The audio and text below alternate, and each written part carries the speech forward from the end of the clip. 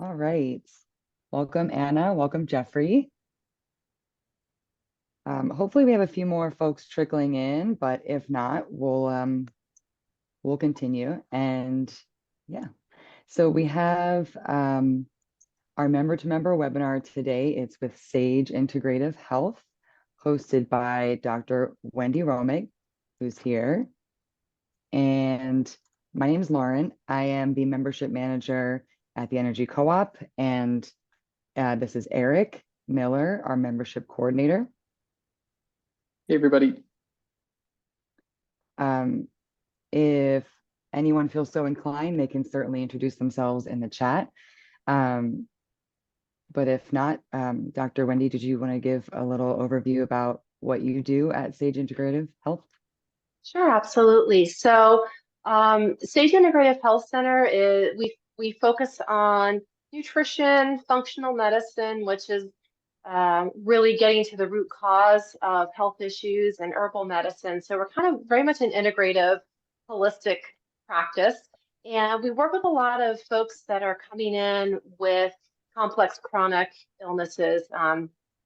We deal with a lot of gut issues, autoimmune conditions, some cancer co-treatment and recovery, a lot of women's health issues, and definitely a lot of inflammatory diseases. So we work with, like I said, that complex chronic health set, and we're using natural interventions like nutrition and herbal medicine to really help heal the body and bring it back into balance. And I'm a doctor of clinical nutrition, and I have two other doctors of clinical nutrition at my clinic that work with me and see patients both in person at our Mount Airy clinic and also online. So we do both virtual and in-person visits. So that's a little bit about what we do, and yeah, we can jump in. Awesome. So before we do, I just want everyone to take a moment to just check out the following. So firstly, the opinions and suggestions provided in the webinar today are not the Energy Co-op's. We are not equipped to give any medical advice in the way Dr. Romig is. And while she's very qualified, we don't have the credentials to do that. Next, the Energy Co-op is not responsible for the interpretation and application of the content presented today. And lastly, the reason why we're including this is to really ensure you're understanding that while Dr. Romig is a medical professional, the information that she'll present today is not intended as a specific or tailored medical guidance. It is a source of information only. So as is true for anything related to your health, you're encouraged to consult your medical provider who is familiar with your medical history when making decisions about your health and wellness. So that would include starting or stopping the use of dietary and herbal supplements, etc. And if that sounds good to everyone, we can give the floor to Dr. Romig. Great. Thank you so much. So well said. Yes, absolutely. Everything here is for information purposes, and certainly you're always welcome. Certainly reach out to your medical practitioner, or you're welcome to reach out to our clinic as well offline. So great. So today, the topic that I thought would be interesting to bring to the table for the Energy Co-op, I saw this this member-to-member webinar opportunity. I thought, oh, that'd be so neat to speak about kind of environmental toxic exposure and how it affects our health, and then kind of wrapping it into nutrition and how we can help our body improve detoxification processes and increase our increase our nutrient intake so our body's more protected. So today we're going to be really diving into some of those topics, at least getting an overview of some of the exposure that we might be getting to toxins, some of them environmental, some of them coming through our food chain. And then we'll get into a little bit about how detoxification happens in the body. And then we're going to go into some very basic interventions like food. And we'll talk a little bit about how those things can help us nourish our body and keep us healthy. So we'll start off with just some common sources of toxic exposure. And one of the things that, we live in a very toxic world. This is a given. In this day and age, toxins are everywhere. So in the home, this is one place that we may not even realize. We may think, oh, okay, we're in our house, we try and keep things, clean or organized, but the house can have a lot of different toxic elements that it's important to be aware of. One of the things that I see a lot of in my clinic is mold exposure. And mold exposure is not even something that people are coming to me for. They're coming to me because maybe they have certain symptoms like a lot of allergies, food allergies, or sinus related allergies, and they're really struggling. And so we might go through a certain set of interventions, and after a while, I might start to inquire, like, what's your home environment like? And actually, in the initial consultation, I do screen to find out whether there might be mold exposure, because it is that bad for the body. So being aware of a damp basement, being aware of any water leaks or damage that may have occurred and it wasn't properly cleaned up with bleach or some sort of remediation agent that would get the mold out of there. Those can all be still potentially lingering in the house and creating mold spores that you're breathing in. So mold is my number one bad guy in the house for sure. And it's really common in this area because we live in a damp area. We get a lot of rain in the spring and summer. In the winter, we get snow, might weigh on the roof, cause leaks, things like that. So it's definitely an agent, toxic agent to be aware of. And it does have very negative effects on the health with long-term exposure. Other things to kind of keep an eye out for in the house are household cleaners. It's another thing that we screen for when we're talking about toxic exposure with our patients. We do ask them what kind of household cleaners they're using, what kind of personal care products they're using. The conventionally sourced cleaners and personal care products often have a lot of chemicals that are in them. Cleaners have just a lot of very caustic chemicals that are hard on the lungs and hard on the skin. Personal care products have a lot of binding agents that can, and emulsifiers that can make it really hard on the body as well. So some of these toxic agents can create some oxidative stress in the body. It can increase inflammation. So we just want to be aware of these things. Other things in the home are plastic food storage containers. So it's really hard actually to get away from plastic. It's literally in everything. So even if you go out for takeout and they put your food in a takeout container, it's plastic. You do delivery, it's usually coming in a plastic container. You just go to the grocery store and you buy yogurt, or you're buying something healthy, maybe just a thing of plain organic yogurt, but it's oftentimes in a plastic container. So it's really hard to get away from plastic, but minimize it as much as possible. I use only glass containers for storage.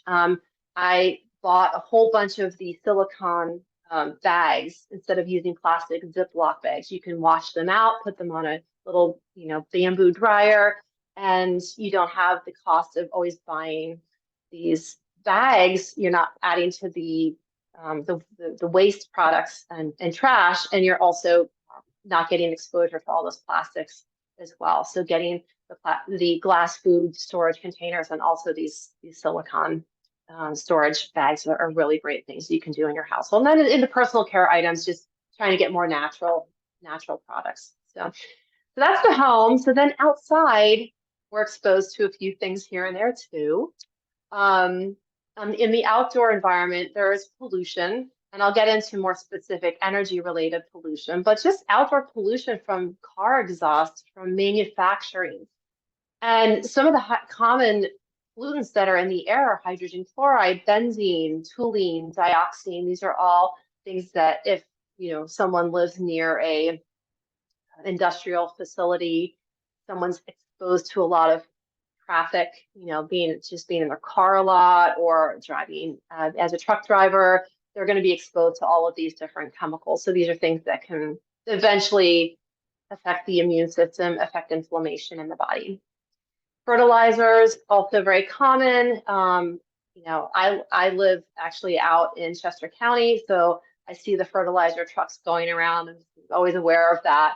But fertilizers have all kinds of things in them: ammonium sulfate, arsenic, cadmium, copper, lead, mercury. These are all heavy metals that are getting into our groundwater, and that we, if you're walking around barefoot, or if you're just outside playing, these are things that can get on your skin. So heavy metal exposure through fertilizers, even if you're fertilizing your yard, these are things to be aware of. With pesticides, again, pesticides are everywhere too, and especially if you've grown up in a farm. I personally, I grew up outside of Allentown, and I grew up downwind of a peach orchard in the 70s when they were using pretty heavy sprays.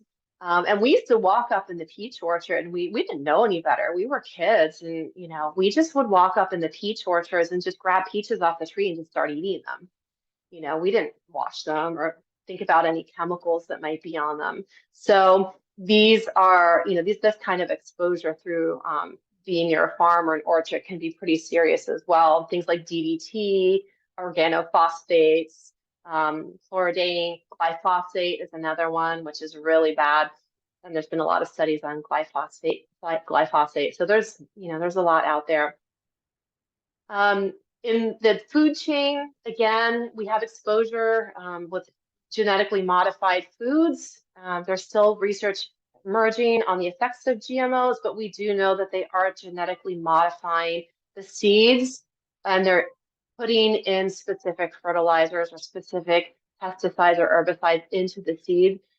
So that isn't great right there. Plus, then, even if they're not GMO, if they're conventionally grown, they might be getting exposed to all those fun chemicals I mentioned in the prior slide through pesticides and herbicides. So I put the picture here of the Environmental Working Group's Dirty Dozen list. So if you're not familiar with the Environmental Working Group, they have a Dirty Dozen Clean 15 list. And the Dirty Dozen are foods that are heavy spray and or heavy exposure to spray. So you want to try and get those organic. And the Clean 15 are foods that you can buy conventionally, and you're going to have a lower exposure to those toxins. So if you're on a budget or you're just having a hard time finding organic and everything, the Clean 15 list would be the list to shop for if you're going to get conventionally grown produce. So. And then, as related to the energy co-op and how this all kind of ties around with today's topic, is energy production, and why the energy co-op is such a great organization. And I'm a member with my office in Mount Airy and also my home in Malvern. And I really am a big believer in clean energy. And another reason why I was so excited to do this webinar tonight, because energy production really has so many deleterious effects on the environment and on our health. And with airborne pollutants from coal power plants, you're looking at a lot of serious health effects like respiratory issues, possibly asthma, sinus infections, coughing, neurological disorders, cancer. Those are all things that are from breathing the air. And the pollutants we're breathing in from these are like sulfur dioxide, nitrogen oxides, carbon dioxide, mercury, things like that. So coal power plants, are definitely adding a lot to our environmental toxic exposure. And then the other aspect of energy production, which is the natural gas. So if you're using natural gas lines, there's the fracking. And fracking has been a hot topic in Pennsylvania because they're doing that more in Western PA, and it's causing a lot of health problems, a lot of, respiratory issues, immune issues, even cancer. And you're getting exposed to those pollutants like benzene and xylene. So energy production as is being done from the conventional sense that has been done for a long time, the coal power plants and the natural gas energy is not proving to be the most environmentally sound or the most sound for our health as well. So looking at more of those cleaner energy options is really, really recommended. So now, not to scare everyone, right? We still have to exist in the world, and the world is pretty toxic, and that's just kind of what we live with. Like I said, the ways we get exposed is not to create agoraphobia, to make us not want to even go outside and just live in our little cocoon in our house. It's more to just bring awareness so that we know what we're getting exposed to, and to have some understanding if we are developing some health issues to look into our environment. But there are ways that we can find out how much exposure we're actually getting to toxins, because as I mentioned, toxins are everywhere. So we can't get away from them, but we might be getting exposed more to certain types of toxins. And so there are ways that we test in our clinic to see if we suspect that someone has toxic overload, meaning that they're getting more than the average person of some specific toxin, then we can do some testing, either urine, hair, or blood. We use urine testing a lot for mold. It's called a mycotoxins test, and that's a really great way for us to have a better understanding if someone has had mold exposure. If someone's not sure, sometimes it's actually cheaper for us to run a mold test in their body rather than them running a mold test in their house. And if we find it in their body, then we know they're getting exposed to it somewhere else. And then they can kind of go through the process of figuring out where the mold's coming from. We can use urine also for environmental toxins. So all of those pollutants and toxins that I mentioned from energy production and pesticides, those things actually show up in the urine. They're excreted through the kidneys. So that's another way that we can test to see if there's some heavy exposure there. We can use hair and blood for heavy metal toxin testing. I tend to do blood testing for heavy metals to see what the exposure is. You can do hair. Hair does show what's being excreted. So the body will excrete heavy metals, and it does excrete through the hair and through the urine. Blood's showing kind of what's going through the body. So that's kind of the difference between those three. So we don't test for everyone. Everyone that walks in the door, we don't say, okay, we're going to just do a toxins test on you. A, it's expensive. B, there are certain toxins that are just going to show up for pretty much everyone, and it may not be clinically relevant, meaning that it may not be what's causing the problem for them, So the reason we would tend to go down the path of testing for toxins would be more the unexplained chronic health symptoms. If someone's gone down all of these different paths and they're still not getting answers to their health problems, then we might go the toxic exposure route. I'll give you an example. A patient that I had been working with over a couple of years came to me initially because she had a couple of serious food allergies, and she had some really serious reactions. And so, we were working on gut health and trying to look at her diet and see what was going on there. And then, she was having some hormonal imbalances. So we were working on that level. And then she came back to me about a year ago. She had another episode of her food allergies getting even worse. And I started talking to her and I said, do you have any water leaks in your house or anything like that? And she said, well, in our basement, we do have a little bit of moisture. It smells musty. I said, well, if it smells musty, there's mold down there, because mustiness comes from fungus. So sure enough, she had it tested. Sure enough, there was mold down there, and they had it remediated. And I put her on a protocol to, an herbal protocol to clear the mold out of her body and get rid of it. And lo and behold, all of her food allergies went away. So we kept going down this path of one thing, thinking food allergy. Okay, I'm thinking food allergy. I'm thinking gut health. I'm thinking general inflammation. Why is this happening? But it was actually a mold situation. As soon as the mold situation was cleared up, her food allergies went away like that. It was within a couple of months. And of course, she was thrilled. She could eat the food she used to eat. So that's an example of why we might want to do that. Another situation is if we know someone's been exposed to a toxin and we want to test how bad the exposure is, we can also test there. And then if we're already working with someone and we just want to get some additional information on treating their long-term health issues, we might also do a testing for that situation as well. So how do you know if you have toxic overload? This is kind of the question. These symptoms are so general, and it doesn't mean necessarily that this is toxic exposure, but these are common symptom sets that also arise with toxic exposure, but they're also associated with so many other things. So I'm just putting that caveat in there. Fatigue is a common one. The reason that fatigue is a symptom of toxic exposure is because the body's in overdrive trying to get rid of the toxins. Also, the body's inflammation levels are going up. When inflammation is increased, the strain on the body tends to increase as well. So fatigue is also associated with probably, 1,000 other conditions. So we can't really generalize it to that one thing. Increased allergies, though. Now we're starting to get a little bit narrowed in. If someone comes to me and they say, I never used to have any of these allergies, and within the last couple of years, I started getting all these allergies, then I'm going to start scratching my head and saying something changed. What changed? Were they exposed to something? Is there a gut issue here? So we start asking these questions. Gut issues is another symptom of toxic overload, especially if the toxins are coming in through the food, through pesticides or herbicides, and it can cause a lot of GI inflammation. It can cause food sensitivities. It could cause digestive disorders. So that's another issue. Again, brain fog, kind of like fatigue, associated with a lot of different conditions. But if all of these are we're seeing a couple of these that are lighting up in someone, then we're going to start asking questions.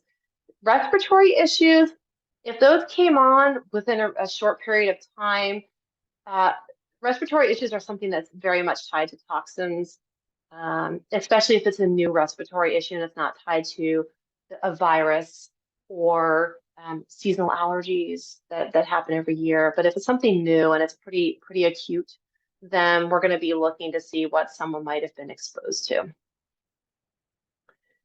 So the detoxification process is actually pretty complex. I'm not going to give you all the biochemistry around it, although I would love to, because biochemistry is really fun and cool, and I love biochemistry. But I'll spare you tonight, and I'll give you the basics of detoxification. And the body has several different pathways for detoxification, including the skin, the kidneys, and just this, the sweating through the skin. But the liver is kind of the star of the show when it comes to detoxification. The liver is very busy all the time, so we want to make sure we give our liver a nice pat on the back for all of its help that it's doing for keeping us healthy.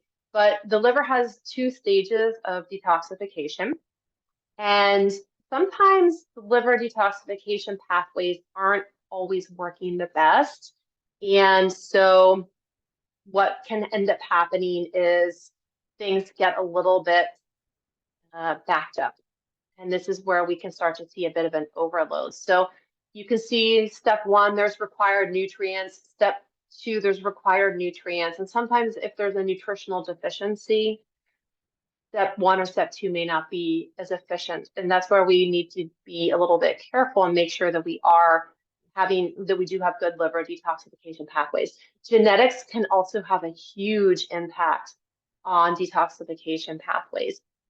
So these are things that, like I said, without getting into the nitty-gritty of the biochemistry or the nutrients and the pathways, this liver detoxification process is always happening. Our body detoxifies naturally, but sometimes we might need to give it a little bit of a boost because some of those nutrients might not be available, or because some of the enzymes required for detoxification might not be genetically converted as efficiently. So that's all I'll say about that.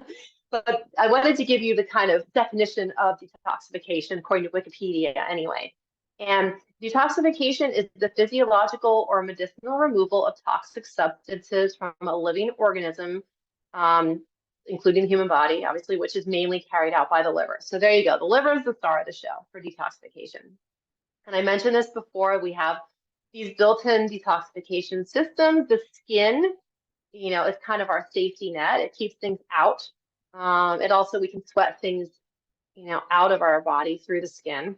We have our gut. So we have something called the gut-associated lymphatic tissue. And that's something that kind of helps deal with toxins and gets our immune system involved if there's a serious issue. The immune system obviously is there, the respiratory system with the mucus. When you sneeze, or you have an allergy attack, your body's, all that mucus that's coming out, it's your body trying to get rid of something. Even though your body's overreacting to something, it's trying to get rid of it. And the mucus membrane is the way it's doing it when you have a lot of runny, the runny nose. Kidneys and the liver again. So move on to that. So there are some things that can actually hamper these detoxification pathways. And this is where I said that sometimes the liver detoxification isn't always so efficient. Even though it is a well-built machine, things that we do might decrease that efficiency slightly, or maybe even more than slightly, depending on the degree that we're taking some of these things in. So sleep deprivation, insomnia is definitely going to inhibit detoxification pathways. We typically will go through liver detoxification between 10 and 2 in the morning. If someone is missing that key detoxification time, their body's going to be holding on to more toxins. If someone's only sleeping a few hours a night, another common problem, then similarly, you're going to be missing out on that key detoxification time, which is what's happening when we're sleeping. Our body's clearing things out. Dehydration is really a problem. So many people come into my clinic, they're sleep deprived and they're dehydrated. So problem 1 and problem 2, easy to fix, sort of. The sleep issue is harder to fix, but dehydration, just keep continuing to drink more water, just flushes the system out. We just need to keep it well hydrated and get things cleared out. Alcohol intake, always an issue because it impairs liver function. Excess intake of processed foods, again, it's you're getting all of those processed foods in there, which are filled with chemicals, so you're just overloading the system, and that's the problem with alcohol too. It overloads the system. If we have a poor diet, we're not getting all those good nutrients in that I pointed out to you in that liver that are really essential for detoxification. So we want to make sure that we're getting a good plant-based diet, and that doesn't mean vegan or vegetarian. It means that there's a lot of plant foods in the diet. Stress can impact our detoxification because it increases inflammation in the body, oftentimes affects sleep, puts us in that fight or flight mode where nothing's working very efficiently when we're under stress. And then I mentioned before genetic disorders and of course all the environmental toxins that we discussed earlier. So some simple tips for improving liver detoxification, and these are like really basic, simple things, like reducing or eliminating alcohol consumption. For people that are, regular drinkers, I suggest if they can start to reduce their alcohol intake down to, a couple of drinks per week, that would be optimal. Reducing intake of sugar and simple carbohydrates, like the breads and pastas and things like that, which all converts to sugar, which puts just an additional strain on the liver. Increasing intake of whole fruits and vegetables. We want to improve digestion. We improve digestion by increasing digestive fire, maybe adding more bitter foods into the diet. I'll get into this like dandelion and things like that. So bitter foods are really helpful for digestion. Having good schedules for eating so we're not trying to digest so much overnight. And then reducing exposure to chemicals, household cleaners, things like that. So we want to try and eat more clean, organic foods and try and have more clean products in our pantry. So here's where we get into kind of a little more specifics around the whole foods for detoxification. And like I said, it's really looking at a plant-based diet, which means that we have a good solid foundation of fruits and vegetables in our diet, along with those whole grains and beans. The biggest thing that I see missing from people's diets are always greens. People do not get enough kale and collards and, parsley and spinach into their diet. A lot of people eat salads. I see a lot of romaine salads out there, which is fine. It's a salad, but romaine, you're not getting as much bang for your buck with romaine as you are with maybe a mixed baby greens or mixed field greens or spinach salad or even sauteing greens, which is my favorite because you can't really digest kale very well. It's really hard to eat. Same with collard greens. So I usually recommend with some of those like those rougher greens to just saute them, and they're delicious. And they're much more nutritious if you saute them. You're going to digest those nutrients better. So getting those greens in is really a good idea. The other thing I see that is really deficient in diets, even with the vegetarians that come to me, they're not eating enough beans, not enough legumes, black beans, lentils, peas, chickpeas. Those are all really great foods. They provide a wonderful set of amino acids and minerals that will improve liver detoxification, not to mention that they increase fiber. And fiber also helps pull toxins out of the body through the stool. So we want to have good fiber and good digestion, good bowel movements. Fiber is going to help with that. And even with the whole grains, the organic or the ancient grains like quinoa, kasha, amaranth, wild rice. Those are the grains that we really want to focus in on, not so much the plain white rice. And when we're not just talking about whole grain bread. So we want to really get those cooked grains in there, which are really beneficial. And they're getting some fresh juices in there as well. Like I said, you're getting with this, if you're getting a good solid base of these foods in your diet every day, you're getting the nutrients you're needing for detoxification, for gut health, for immune health. So these are really important foods to keep in the diet. Now, this is where I love to chat a lot about herbal medicine because I actually started in natural health as an herbalist, and then I went back and got my degrees in nutrition. But I love herbal medicine, and I love all of the fabulous applications for herbs for all aspects of health. And the herbs listed here, so again, I provide my own kind of caveat to herbal medicine because it's really important to understand that herbs have medicinal effects in the body. So when I'm talking about herbal medicine, I definitely encourage that you speak to someone that's knowledgeable about herbs, and also on the next slide, supplements too. So I'll put this caveat for both slides, that you speak to someone that's knowledgeable, and rather than kind of just trying things out on your own, unless you have some of your own knowledge, because there can be herb-drug interactions. Herbs can maybe be contraindicated for another condition that you have. So it's really just a careful consideration. So I'll just leave it at that, and then we can dive into some of the fun things here, because I do give, when I work with herbal medicine in my clinic, I do usually work with herbs in the form of a tincture, which is an alcohol extract of the herb. It's a liquid. It's the most potent form of the herb. And so I work with that high level potency, although you can do teas. Capsules I'm not always a fan of because they're just dried powders and you lose some of the potency through the powders. But I love tinctures and teas for more like that daily use. I call I consider like what's tonifying, which means it's more of a tonic. It's not heavy medicinal, but it can provide some light support to your systems. So the herbs that help with detoxification are like dandelion root, which is something that you can eat too. So some of these are actually edible food grade herbs. Dandelion leaf is one of them. That's something you could put on your salad. I mentioned earlier that getting more bitters into the diet is really key. Bitter foods, dandelion greens, arugula, broccoli rabe. These are all really great things to keep as a regular occurrence.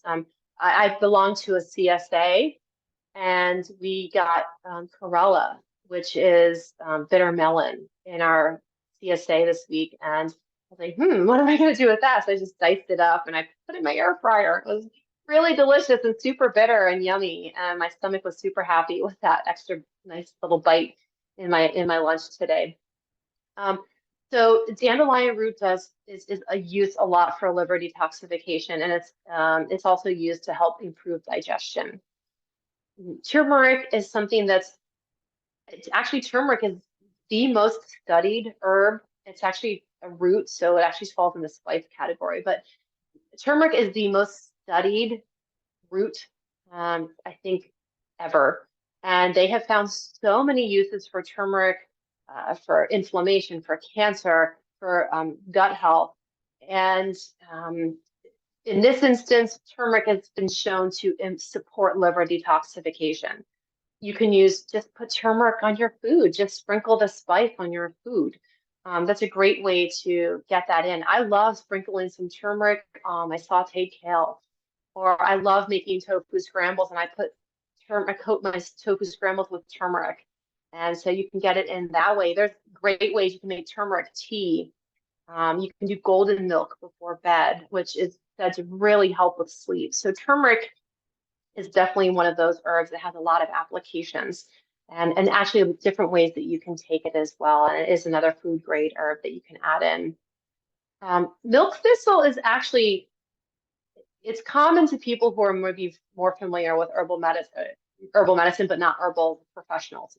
Milk thistle is often used, it's considered a liver protective, meaning that it does help protect the liver from damage. So this might be a good herb for someone that has had a lot of alcohol exposure to NSAIDs, like heavy duty painkillers, heavy duty medication. Milk thistle can actually help restore and protect the liver from any damage with those with contact from those substances.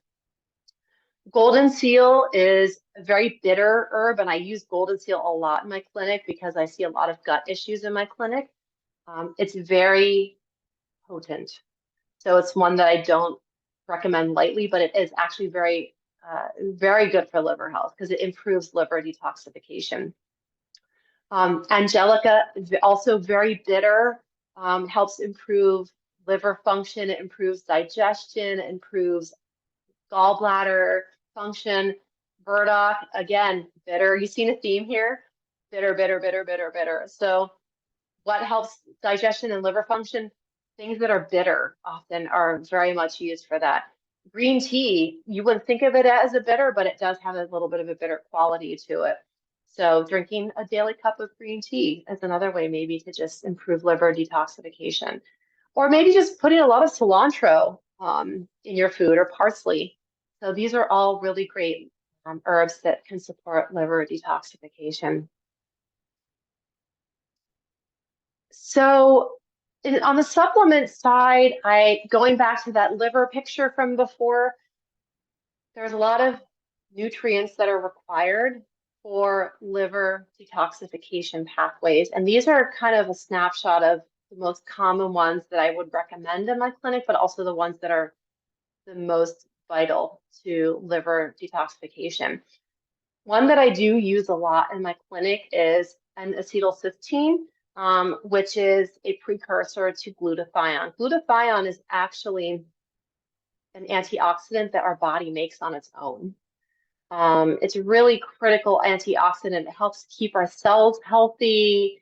It helps reduce that like oxidative stress, reactive oxygen species. So glutathione is really critical for many functions in the body, but sometimes we might not produce enough. So if we take N-acetylcysteine, it actually helps our body build more glutathione. Now, I can tell you, I use my own body as a science lab very often because I'm in the field and I'd like to test things on myself before I start really doing protocols with patients. So I will try things out on my own body first.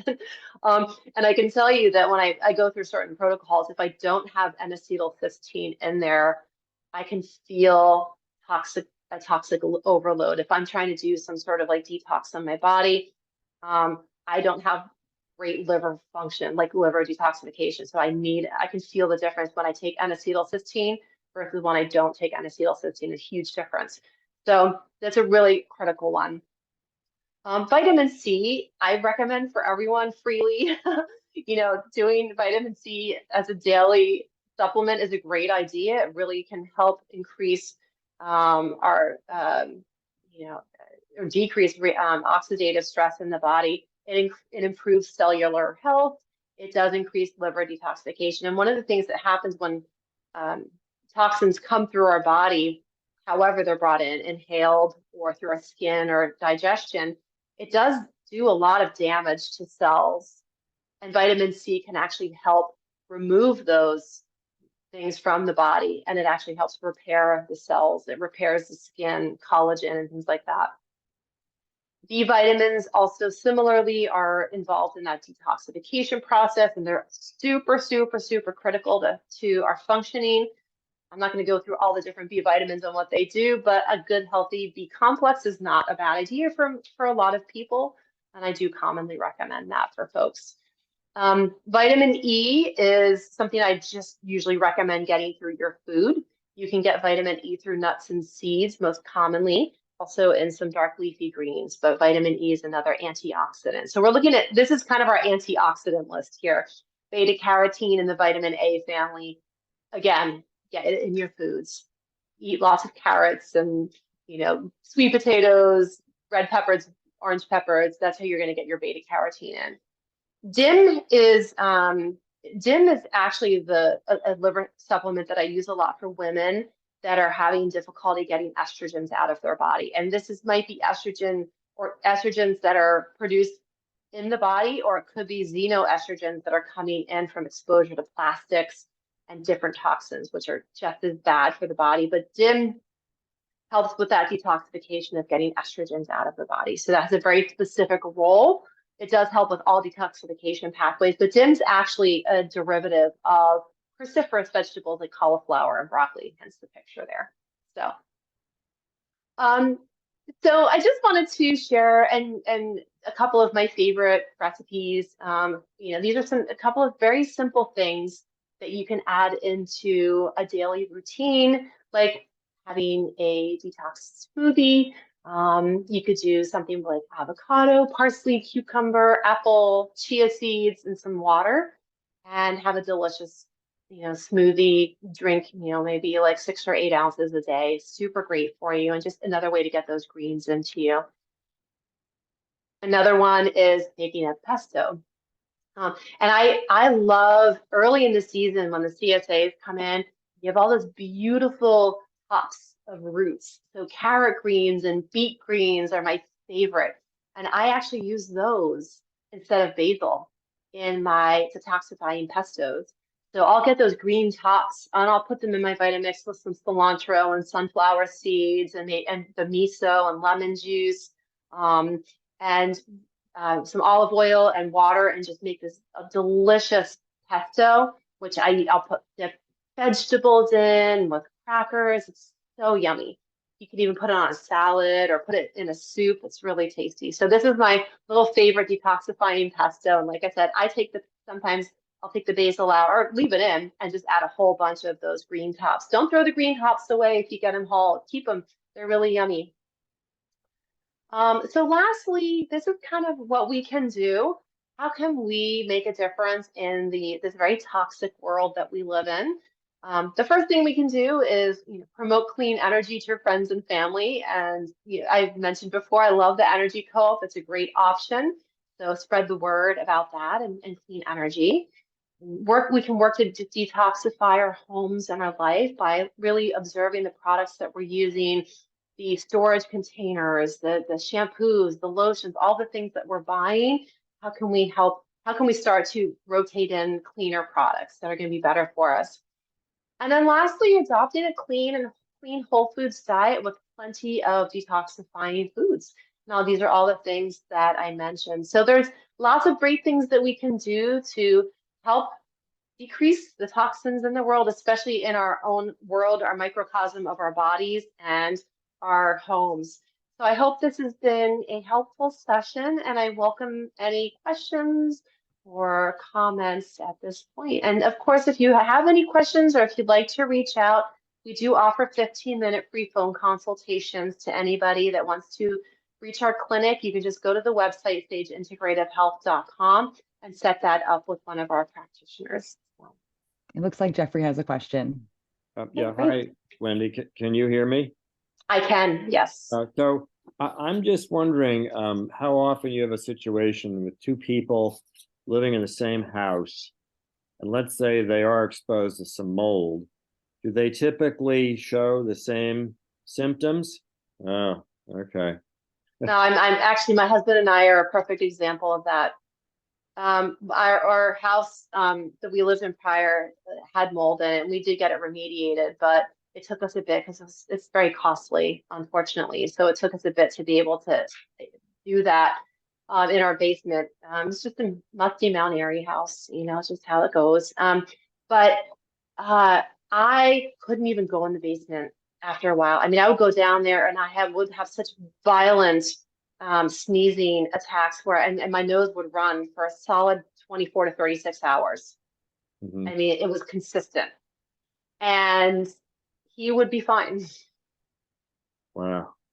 Yeah. The patient that I mentioned that had all these food allergies, her husband was fine. Mhm. He had all these really serious issues. So unfortunately, yeah, I have another situation with another patient. She gets horrible migraines and her husband's like, okay. I think it just affects different bodies differently. So the musty odor, if your sniffer works well, is the best way to get a sense you might have mold if you don't have any other symptoms. It's a good start. Yeah. It's definitely a good start. Yeah. And, in those spaces, at minimum, get a good quality dehumidifier. Right. Yeah. But that's always a first sign, in my opinion. Yeah. And if you suspect, I mean, I don't personally, but if you suspect you have mold, is there a test you can get like at a hardware store, or do you have to bring in the varsity team to deal with this? Depends. So, you can get a home test kit, absolutely, and at least gives you have to still have to mail it out because they have to run the test in the lab on it. It's a starting point. It's a starting Okay. point. And if it comes up high enough on a home test, then you're pretty, you can be pretty assured that there's a problem. If it's borderline or not, like nothing's coming up, but you still are convinced that there's something there, that's probably when you have to bring the heavy hitters in to do some like big time testing. Okay. Thank you. You're welcome. Happy to help. Any other questions or comments? Well, nobody else is asking any, so I'll ask you Go for one. it. I'm just curious, just in terms of sort of your practice, how do most of the people who come to see you, how do they pay for the services, the tests, and so forth? Yeah. So most of the testing that we do is unfortunately not covered by insurance. So there is an out-of-pocket cost that goes to the lab.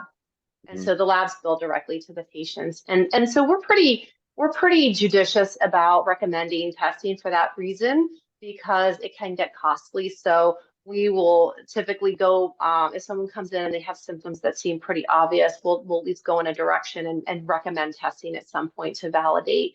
But if we're going down the path of an intervention to address some of those symptoms and they're starting to improve, then we will typically say, okay, it's likely this, but we might want to still get more information. But again, like I said, because most of those tests are not covered by insurance yet, hopefully they will be someday. We do, there is that out-of-pocket fee that goes directly to the lab. Yeah. Okay. Thank you again. Yep. Of course. Yeah, absolutely. This was very informative, and I even took cell phone pictures of the recipes. Oh, good. So, enjoy. Yeah, and I do enjoy radish greens. I've gotta say that it's so easy to let them kind of wither and turn to mush in your refrigerator drawer, but those really do add a lot of spice to salads. Thank you very much. This was really helpful, and I appreciate the wonderful staff from the Energy Co-op for hosting this. And I will bid you adieu. Great. Well, thank you, Anna, for thank you. joining us. It was such a pleasure. Thank you. Yeah, thank you all so much. As a reminder, this will be up on our website, so no need to Oh, pull out the good. cell phone pictures for the recipes. You can review it again, and yeah, Thank you. All yeah, right. absolutely. Good night, Thank all. you so much, All right, everyone. thank Have a great you. night. Take Thank care. you. Bye-bye. Night. Bye.